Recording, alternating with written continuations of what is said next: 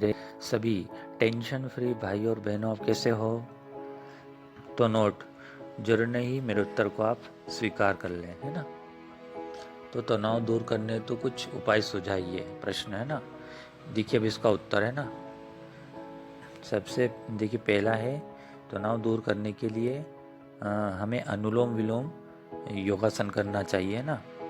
देखिए अनुलोम विलोम करने से क्या आपका ब्रेन वॉश होगा, है ना। इस योगासन करते हैं तो क्या होता है, ऑक्सीजन माने कि हमारे ब्रेन में जाती है। ब्रेन वॉश होने से हमें हल्का महसूस या तनाव फ्री महसूस करते हैं, ठीक है। दूसरा है मेडिटेशन, है ना, ध्यान करना, है ना।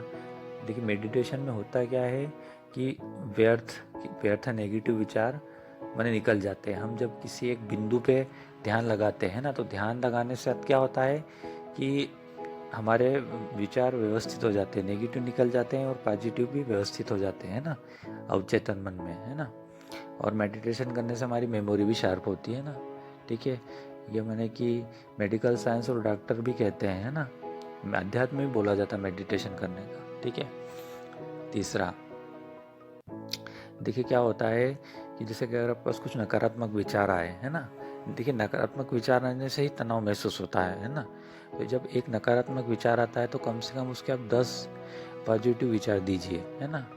जैसे आप डॉक्टर के पास जाते हैं, है ना, आपको कोई बीमारी होती है तो डॉक्टर कम से कम आपको 3 या 4 तरह की माने कि दवाई लिखेगा, है ना। ऐसा इधर विचार की तरफ है ना। एक नेगेटिव आए तो कम से 5 या 6 आप पॉजिटिव विचार दें, है ना।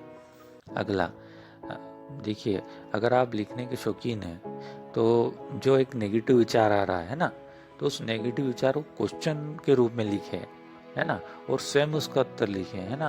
क्योंकि कहते हैं ना, आपकी समस्या का हल आपके पास है ना। तो ये जो मैं तनाव दूर करने के आपको उपाय बता रहा हूँ, तो मैं खुद इन उपायों को करता हूँ, है ना, ठीक है। हो सकता है कि आपको ये क्लियर नहीं हो पाए, पर मैं कोशिश करता हूँ आपको बता दिया। साथ ही प्रश्न पूछने के लिए धन्यवाद, थैंक्स और शुक्रिया।